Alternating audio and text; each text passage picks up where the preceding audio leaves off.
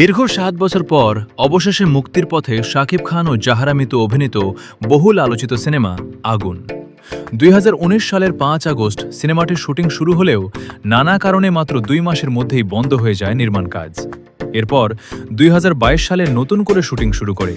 বাকি কাজ শেষ করা হলেও পোস্ট প্রোডাকশনের জটিলতায় সিনেমাটি দীর্ঘদিন আটকে ছিল। তবে এবার মিলেছে সুখবর। সিনেমাটির সম্পাদনা, ডাবিং, কালার গ্রেডিং সহ অন্যান্য কারিগরি কাজ দ্রুত শেষ করা হচ্ছে। সবকিছু ঠিক থাকলে খুব শিগগিরই আসবে মুক্তির আনুষ্ঠানিক ঘোষণা। এ বিষয়ে নির্মাতা বদিউল আলম খোকন জানিয়েছেন, তিনি আসন্ন দুর্গাপূজাতেই আগুন সিনেমাটি মুক্তি দিতে চান এবং সেই লক্ষ্যেই কাজ এগিয়ে চলছে। দেশ বাংলা মাল্টিমিডিয়ার প্রয়োজনায় নির্মিত আগুনে প্রধান চরিত্রে অভিনয় করেছেন ঢালিউড সুপারস্টার শাকিব খান ও জাহরা মিতু। এছাড়াও গুরুত্বপূর্ণ বিভিন্ন চরিত্রে রয়েছেন মিশা সওদাগর, সুচরিতা, আফজাল শরীফ ও রেবেকা। এখন দেখার বিষয়, দীর্ঘ প্রতীক্ষার পর আগুন দর্শকদের প্রত্যাশা কতটা পূরণ করতে পারে।